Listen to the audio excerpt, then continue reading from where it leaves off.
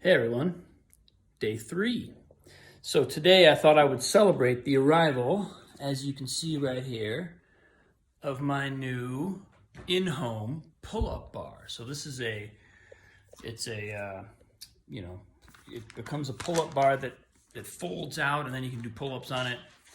I had originally bought this one over here, you can see in the box here, that was gonna have to get mounted on our wall right here I figured I'd drill it into the brick there. Katie didn't like that idea. She persuaded me to buy this one. This one's made in Vietnam, so the directions are in Vietnamese. It's gonna be kind of fun putting this together. All of this has got me sort of like thinking about, because something I've thought about a lot and sort of worked with a fair amount in my own life is Qigong, right? As a supplement to more Western forms of activity. So like, in other words, if you play a sport or you go to the gym or whatever your discipline might be, I've always sort of perceived that Qigong is an excellent way of supplementing that. So in other words, like, because of the nature of Qigong, it's so based upon finding relaxation. And a lot of times, you'll be standing in Qigong, you'll be doing a standing pose, or you'll be doing a slow movement pose, movement. And it's like, there'll be, this tension will come up. You feel tension in your shoulders, hips, knees, wherever. And the rule in Qigong is always that the movement is not giving you the tension. The Qigong is not giving you the tension. What you're doing with Qigong is becoming still enough to be able to perceive the tension.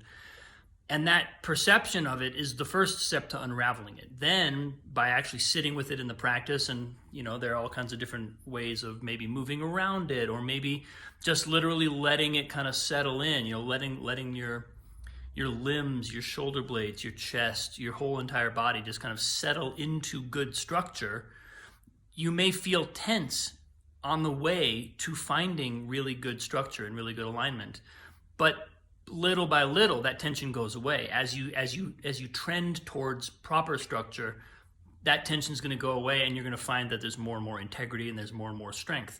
So one of the things that I've kind of enjoyed, because I've done Qigong for a long time now, I've had various little physical things that I had to cope with. I had knee surgery when I was younger for a sports injury. I actually did a number on my lower back a couple years ago. I was doing a music gig, and I was just doing an insane amount of work every day. I was doing like 16 hours of arranging. I was at the computer all day long, plus the rehearsals.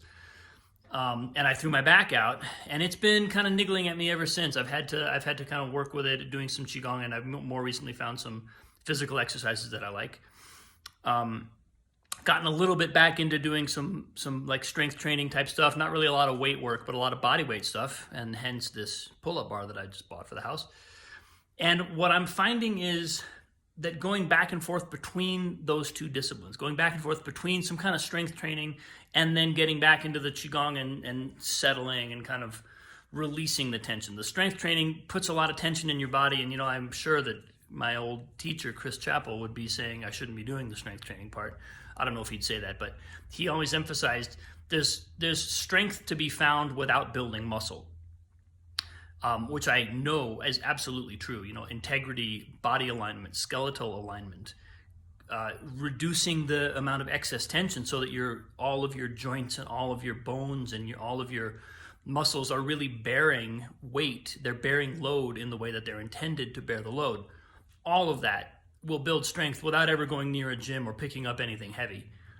But I have also found that in my own life, I've just kind of, especially with this back thing, I've found some strength training to be helpful. I've found some use of actual, muscular exertion, lifting a little bit of weight, doing some pull-ups, push-ups. I did a bunch of gymnastics when we were in theater school, kept it up a little bit afterwards. I'm by no means any kind of fantastic gymnast, but I've had these kind of separate domains of exercise in my life for a while, and I've found that Qigong is just an excellent supplement, and enhancer. It actually enhances your performance in more Western disciplines. So that's kind of an experiment that I'm also running over the next year or so. I get up every morning and I do either a Qigong routine or a little bit of a workout, and I'm kind of finding a way of marrying the two and dosing each one so that I can sort of hopefully optimize the effects of both.